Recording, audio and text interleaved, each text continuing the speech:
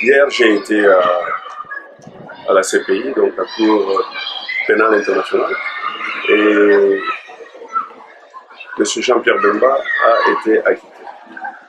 Bon, après 10 ans d'emprisonnement, 10 ans d'arrestation, et il a été acquitté. Donc, c'est sûr que ça n'a jamais été un procès juridique, c'était un procès politique.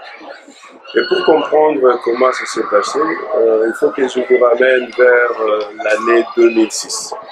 L'année 2006, c'est quoi?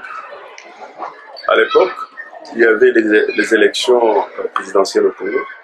Moi, j'étais observateur international. Donc, à partir de la Hollande, nous sommes allés là-bas au Congo pour observer les élections. Alors, à mon retour, c'était le premier tour. Donc, à mon retour, nous sommes à Nairobi, on attend l'avion KLM pour Amsterdam.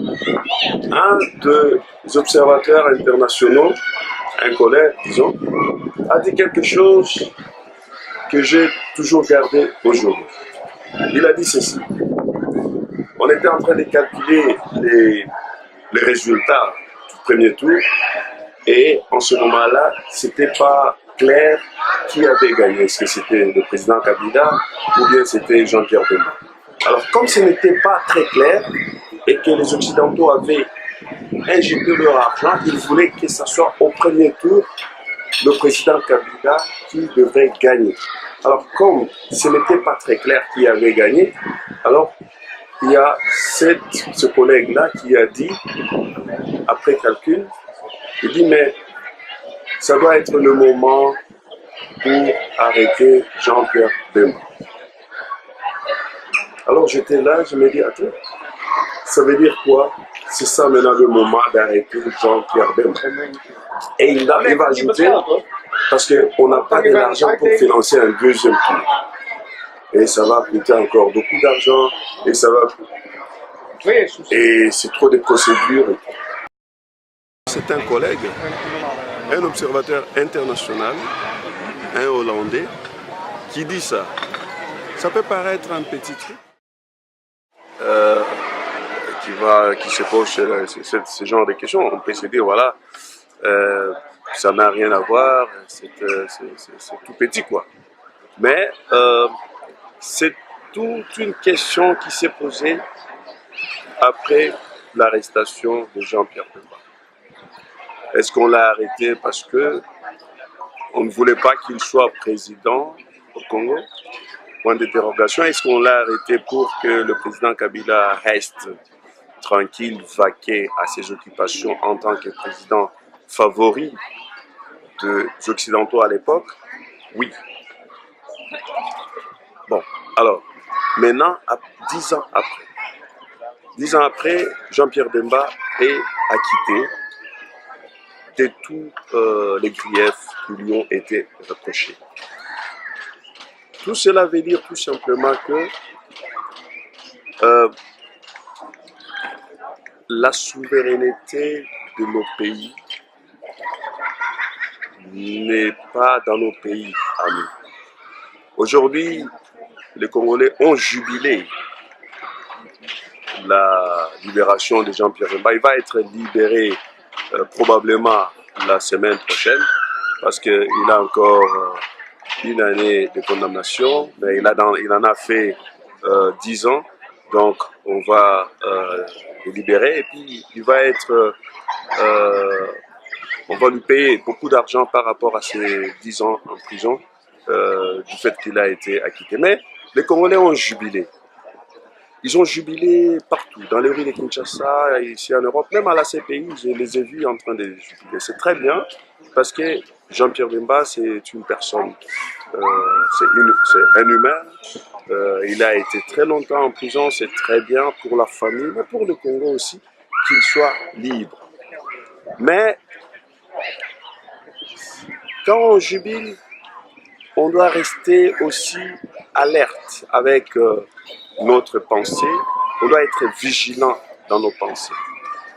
On jubile, est-ce que c'est notre victoire politique?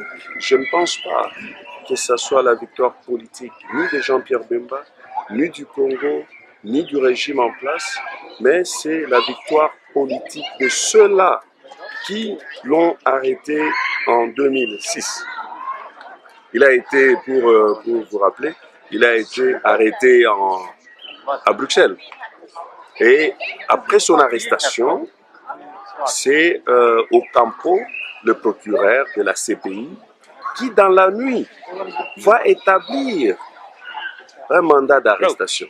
Alors en ce moment-là, ce n'est pas possible. On ne peut pas arrêter quelqu'un et puis dans la nuit établir un mandat d'arrêt international et puis tous les griefs, ce n'est pas possible. Ça ne se passe pas comme ça. Donc pour moi, c'était une arrestation politique, un calcul politique. Et aujourd'hui, quand on l'a acquitté, on va vous faire penser que c'est votre victoire. Ce n'est pas votre victoire, c'est la victoire de ceux-mêmes qui l'ont arrêté avec des calculs. Et ce qui est important de le faire, de dire en ce moment, c'est que moi je suis contre l'arrestation par la CPI des Africains en Afrique, menottés et être amenés à la CPI en prison ici en Europe. Je trouve que c'est une histoire, c'est une image esclavagiste. Et quoi qu'il en soit, que ce soit un criminel africain, qu'il ait fait des choses impossibles, mais on peut l'arrêter et le juger en Afrique.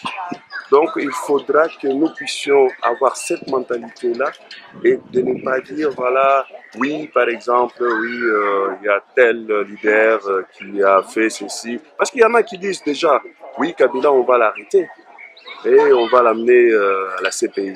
Oui, Kabila, c'est un Africain. L'arrêter et l'amener à la CPI, c'est cette même image de l'esclavagisme. Donc, essayons de réfléchir que nous devons avoir des tribunaux en Afrique.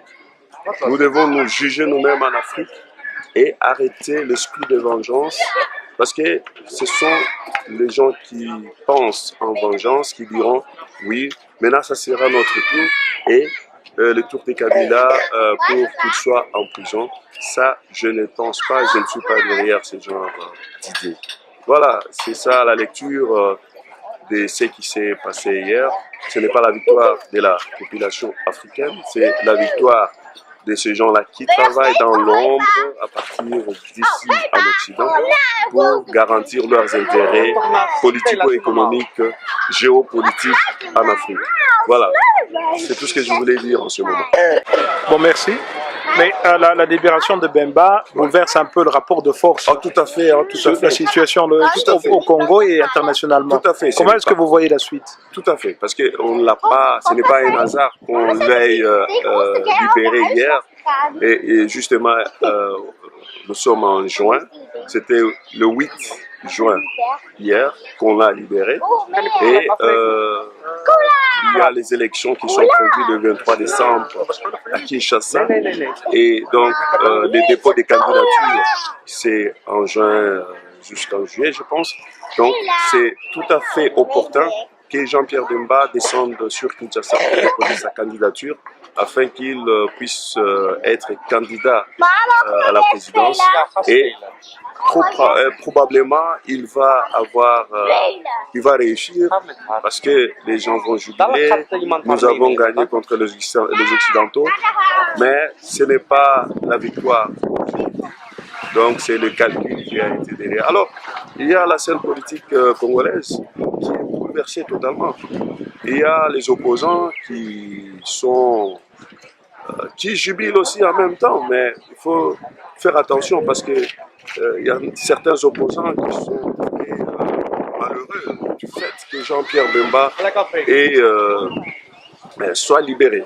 Donc, et là, je vais aussi leur donner un tout petit conseil. Arrêtez d'être jaloux. Jean-Pierre Bemba, c'est votre frère, c'est notre frère. Qu'il soit libéré, c'est une bonne chose. Et le pouvoir, c'est pour servir la population.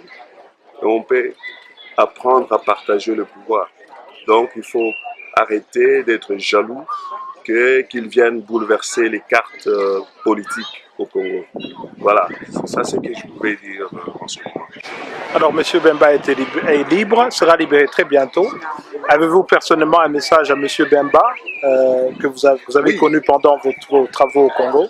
Ouais, mais est-ce que vous avez un message? Pas seulement, j'ai connu M. Bemba pendant mes travaux au Congo, mais j'ai aussi aidé pour sa liberté.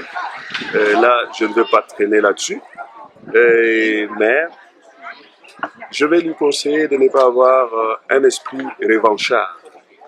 Je vais lui conseiller de travailler pour l'intérêt des Congolais, mais en ayant à l'esprit aussi que le Congo est un pays international.